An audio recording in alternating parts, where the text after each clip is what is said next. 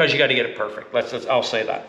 All right, so this is going to be the next thing. And what we also noticed here is, remember, that's a 1 in 9. These barrels that are more appropriate are, it's 1 in 11. Or what's this one again? This is a 1 in 11 2.5. This is 193. 1 in 11 what? This is 193. 1. Oh, that's for the 245. Yeah. So is this the only one? Do we have another one that's, what's this? What are these? Oh, these are, what was this one? That's a number 15, Bartland. So this is a 1 in 11. So we have other choices. And so we're going to have to decide here. By the way, this is something else that comes into this. This is a Brooks 30 caliber 1 in 11. Sorry. So again, that's why you guys need to come here for 2 weeks for me to teach you all this. So I want you to think about something. This is a non-fluted barrel, right? This is a fluted barrel. Guys, these flutes have to be timed. And it is a pain in the butt. Now again, I've done dozens of them. But you realize, where'd the receiver go? Here. You realize that this flute, let's just call that the 12 o'clock flute, because we'll literally go through here and number these. That 12 o'clock flute has to come up at exactly top dead center on that receiver. And what that means is it actually has to come tight before that, and then you have to build the crush and everything into it. Again, if you were coming here to learn to build a gun, and I'm doing this video right now for a guy that's in Wisconsin, and he's thinking about coming here to build an entire gun. As a beginner, it would be way smarter to build a non-fluted barrel, because that is getting more advanced. And then sometimes, listen to this, it's not only timing the 12 o'clock flute to 12 o'clock, it's actually timing the high flute. And that's too much to go into right now, because you can index the barrel also. So, but that's too much. So anyways, you're going to come here to build a gun with us and do this as a student. I would strongly suggest non-fluted barrels to begin with. Oh, and you know what? That brings up a whole other thing, and I'll do this really quick. Guys are always asking me, obviously, Jason here brought all his own stuff, but he didn't contact me first. In other words, he just went out and did this, and his explanation actually makes quite sense. He actually thought that would be, what word should I use? That would be being polite or courteous to us. In other words, not making us do all this work. And I see that point of view. That makes perfect sense. What you guys don't understand is,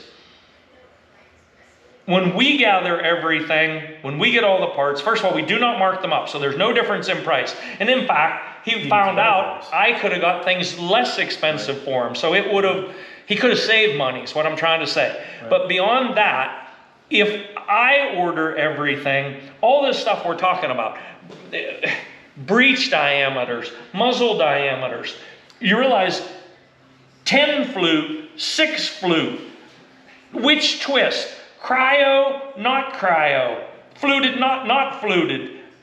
Oh my God, there's so much that goes into putting all the components together. I just rather do it myself. Not that I want more work, but that I can literally tailor all of the components to what the end goal is. Really, the way I like it the best, guys, is you tell me what the gun's going to be used for, how you're going to use it, and what you expect out of it. And then, of course, you also have to tell me, what's the budget? How much can we spend? And let me get everything, because it's just easier. Here's another little secret that I told Jason that people don't understand. We send a lot of components back. It's actually been better lately, I would say.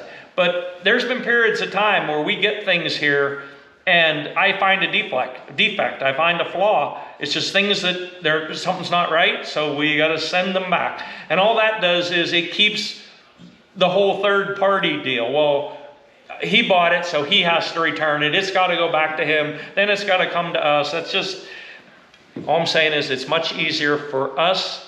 It's easier for us, less expensive for you, if we gather components. And you have a better chance of getting it right, by the way. All right, so now, We still have to decide on a cartridge. So here's one other thing. Since we do have these other barrels, this brings into a couple of things here. So we could use these faster twist barrels. We could set it up for factory ammunition. But here's a whole other thing that must be considered, is this is going to be a repeater. So we have to see if the box fits. So obviously that will fit 300 Winchester factory ammo. Now, take that. And here's another one, which again, no problem, right? Although you don't have a lot of space there. You see that? Really, that box could be a lot bigger. All right, so that goes there. So here's the question. If we did 30 nozzler will fit. But if you put a 245 in it, hold on, let me get this where it is. Look at this. So if you put that 245 in there, I want you to see this, where it should be, right. It won't go. It won't fit. It won't go in the box. Right. So here's what I want you to do, Vicki. Pull out that 210. Some of those 210s. I'll have to cut the end. I think it might be. I think it open. is open. Oh, it Well, then this time, give them here. Use a knife. This is something else. While you're running and he's doing that, I might as well tell you guys this. So you see what's going on in here. We're opening brand new $80, $90, $100 box of bullets because we need to reach in there and look at one. We may not even use it. But then say I'm going to be including a box of bullets to go with a gun. Well, they can't always be sealed because we needed to get in there and we needed to see what we had. We need to weigh things, measure things, all kind of stuff that most people don't think about. All right, so here would be a 30 nozzler with the 210, and it would barely fit. I don't. It would fit barely. Okay, so here's the only issue. Look at this. This is something that other guys don't also realize. So this has way more case capacity, yes, but guess what? It's shorter. Only a little bit, but it's shorter. And Nosler did that intentionally to make it function in boxes. So let's say we took this 300 Winchester and we put that in there and then hold the Berger 210 up beside it. And it would fit. Barely would it fit with the bullet seated where it should be seated. And you realize I don't have a choice. I have these reamers already made, so I can't mess with cartridge overall length. Whatever this reamer is set up for, and we have records, we'd have to go in and look. I mean, it says Berger 210, but I need to know the exact cartridge overall length. Okay? In fact, some of them, look, I have it written on here. Right, that's 3660, 3660. So I have different numbers written on there. Remember, factory ammo was 33, right? So that's 300 thousandths longer, almost 400 thousandths longer. So look, this would work. You could make it 300 Winchester with a Berger 210. You definitely could make it work. And we have barrels that have the right twist for 210s. So, I don't know. Here's the 30 Nosler. I do believe that 30 Nosler is an inherently more accurate cartridge than, say, two guns identical, everything equal. I do believe that the 30 Nosler is slightly more accurate. So it would fit too. So we're back to the same thing. We could choose either cartridge. I wish we had a 300 PRC here because it's shorter. You know that? If we had 300 PRC, it's shorter, and we could put that 210 in there and have plenty of room. Because it's going to be close. Oh, geez. All right, we're going to shut it off a minute, talk about it, and then we'll come back. All right, so we were standing here talking, trying to figure out what it is we're going to do. Which cartridge, which bullet, and which barrel. So as I showed you, the thing we didn't realize is this is inch 200. That's an inch 200 barrel. And if you think about it, from their perspective, that makes a lot of sense because they're trying to make it light. So if they're going to give you inch 250 or inch 350, whatever, it's not going to be light. And that's the whole point. So Jason decided, he made the decision on 300 Winchester. So it's going to be 300 Winchester. This receiver is inch 350. I want as much shoulder receiver face contact as possible. So he's going with 300 Winchester, so I'm limited to the reamers I have here. I have 4 different ones. Then it came down to 2 barrels. So we have this Bartlein that is 1 11.25, but it measures 1.250 inches at the breech, and it's fluted, right? Okay, and this is a Brux. This is 1 11, and it is 1.300 inches, means it's 50 thousandths bigger than that one. Well, because this receiver is lighter, I want as much shoulder contact. I always want as much shoulder contacts as I can possibly get. So, I mean, ideally, if I had 1.350 receivers, I'd always be using 1.345 barrels. If I had 500 receivers, I would always be using 475 barrels. In other words, I'm always going to put it together as much as possible. And match it as much as possible. So here's the other thing though, because he's going to be here and we're going to build this gun. I think either one of these will work, but that's a fluted barrel. That's going to cause a whole lot of problems and take us a whole bunch of time, teaching time that we don't have. If we had endless time, it would be fine. So we think we're going to use this barrel. So that's the decision. Now the next thing we have to decide is, like I said, I have two 336 reamers, a 337 reamer, and a 339 reamer. So what we're going to do is we're going to go back in and measure this factory ammo again, and we will use the appropriate reamer so that it will accept factory ammo. In other words, no turn neck. It will accept factory ammo, and it'll be set up to shoot Berger 210s, which means it'll still shoot the factory stuff, but you got to realize that means the bullet is going to be jumping. Right? Because the factory ammo is short. It's got that bullet down in there. My 300 Winchester setup, my dummies, my reamers, have the bullet out where it should be, and it appears that it is going to fit in the magazine box. So, again though, if you were to do this all over, our very best option would have been 300 PRC, because it's a little bit shorter, and it would fit in that box. You could put those Berger 210s in it, and we would have no issue. Yeah, so with factory loads, we would give up a little bit of accuracy because it's going to jump. Potentially. Right? Potentially. See, right. And see, that's the whole hard thing about this. I mean, what's going on here is that's one of the reasons why I want to move into teaching. This is what goes on with every new customer. We have to decide all these things, and it's too much. It really is. I mean, we've been here for hours already talking about all this stuff, and we have everything here. Just imagine when you can't see it all, and see like, well, this does this and this. I mean, it's quite difficult to get it right. All right, that's why most, even custom gun builders, they just build SAMI spec reamer, SAMI spec ammo, and they just run with it. And you know, their guns don't shoot 0.2 of an inch. And again, guys, I guess don't care. I don't know. Remember, this is all about accuracy.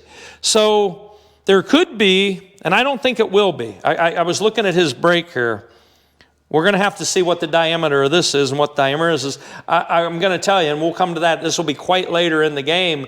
I'm going to strongly influence you not to use this break. And in fact, Vicky's going to get out the book, and I'm going to let you read the chapter on symmetrical uniform muzzle brakes and what goes on in there when you got gas going one way but you don't have equally opposing gas going the other way. And again, I know there's going to be 900 people saying that, well, my brake has holes in it, my gun shoots. Yeah, but does it shoot like a bench rest rifle? Because if it doesn't, what's the point of all this, really? Okay, so we're going to stop again. We're going to decide on this, right? We're going to go with this. Yep. So we're going to mate this barrel to, by the way, you want to sell that? We can sell it. No, do you want to sell it? Yeah. If he, well, all I'm saying is you're talking to thousands of people. Yeah, so, there you go. Right, you hold the box up. I'm not even going to say the name. So here is a brand new, and it's a beautiful barrel, don't get me wrong. I mean, the carbon fiber wrap is very nice. It's very nice, but it's not for what we're attempting to do right here. So did you show her all the specs? I did. So if you guys want this, make a phone call, and maybe it'll be yours. All right, so, and by the way, we've been talking here, we're taking this the whole way. We're going to build this gun. He is just a beginning reloader. we're going to take this the whole way. So we're going to build this gun, and then we're going to go in the reloading room, and I'm going to load hand loads for it, and we're going to take it out and shoot it just like if it was any customer's gun. So might be like a 50-part series. So we're going to quit now for a minute, and then we'll be back. See ya. All right, so we've been talking and swapping stories and trying to figure out what to do here. So here's what we did. This is part of why we keep this. We keep all our Reamer prints. You probably should have shown them. We got a stack of Reamer prints that high. We keep the information with the Reamers. So this Reamer has only built 3 guns. This Reamer has only built 4 guns. And then what Vicki did is she went back and she printed out the targets from when we took the guns out to shoot it. All we were trying to decide is, does either one of these Reamers have an accuracy advantage? And it really doesn't look like it. We did notice that even though they both say, the Reamer prints said they had the same free bore, it looks like cartridge overall length on this Reamer, the 337 Reamer, is slightly longer than the cartridge overall length on those guns that I built. So we're running into a problem. The problem is with 300 Winchester Berger 210s, this box is barely going to fit them. So we've got a cartridge overall length of 3.5, just call it 3.540. It says 3.538. That, if it fits, it's going to barely fit. I need dummy rounds here, but I don't have my press. These are a little bit longer. What we're seeing over here is that's 3.573. So that makes us lean toward this Reamer. But the problem is that's a 337 neck, which is tighter, which would work. And this is a 339 neck, which is bigger. Now, again, I was doing this out of my head. I just told Jason, I believe that Sammy's spec is 341. 341 neck and a regular factory gun. So here's the thing. Either Reamer will work. They've both produced accurate guns, but we have to decide which one. And since this is the main issue, okay, you have to understand, if he was an advanced hand loader, there would be no question.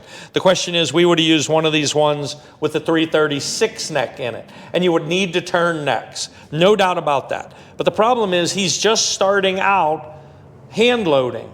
And so he wants to make sure that this gun can accept factory ammo. The issue is, does it accept some factory ammo or does it accept all factory ammo? That's really what this is coming down to, right? Yep. And so since he's just starting out, even though theoretically the bigger neck diameter might produce slightly less accurate gun, we're probably going to go with the 339. That seems to make the most sense. And I did notice, one of the pictures she couldn't find, a friend of ours, Kelly Byers, we built a bench gun with this same Reamer, and I remember the targets. He had 200-yard targets that were like almost 1/4 of an inch at 200 yards. So I know that Reamer will produce an accurate chamber. So I think we're going to go with the 339. So the next thing we're going to do is we're going to start getting things in the lathe, getting everything turning on its center, and get ready to start building a gun, right? Yeah. By the way, give me his scope. And I'm only doing this so we don't forget. So he has a spur mount on here, really nice. I mean, it's a beautiful mount, but I'm going to have an issue with this. He said it does go on there, but in other words, it's only grabbing it, not 100% contact. So I'm assuming that's 34 millimeter? That's 35. Oh, geez, that's going to be a problem. I don't have any 35 millimeter rings here. Well, we'll have to address that when we come to it. But what I'm saying is one of the reasons why I buy bats with integral rails is I want unlimited forward or rearward scope placement. That way I can make it be whatever I want it to be. With this setup, we're going to be super limited. Plus it's high. We're going to be super limited to where we go on there, and we're not going to have full contact, and that is a big mistake. So we were just talking about this. You realize the amount of things we have going against us here now before we start, because this is important. I like to follow a formula, and the reason I like to follow a formula is the formula works. And that means certain stocks, certain receivers, certain barrels, certain reamers. I like to follow a formula. Because remember, we start off with the premise, we're going to try to put all the bullets in the same hole. Well, I want you to understand something. So we're starting off with this receiver that weighs half as much as the normal receiver, right? So that's an issue. We're starting off with this chassis that we don't know whether it's going to have 100% contact or not yet, right? That's an issue. Unless we can switch these out, if we're forced to use this mount, because I do not have 35 millimeter rings. I have 34 and 30 here. That will definitely be an issue because you realize if your scope's moving around, it ain't going in one hole. So then the next issue we have is we're picking the cartridge 300 Winchester, which I said I love, but I only love it with Burger 210s or Burger 245s, but I don't have a reamer for that, set up properly.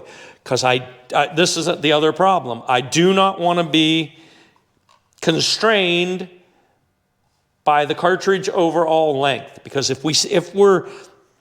once this is all built, when we go to reload for it, if we have to seat the bullet deeper, we have to seat the bullet deeper. I'd much rather have to be forced to reach out to get the rifling than to seat it deeper. You know, you can have a bullet down in the neck of a case, not very far, and achieve outstanding accuracy. But as you start to seat it down in there, that's a no-go.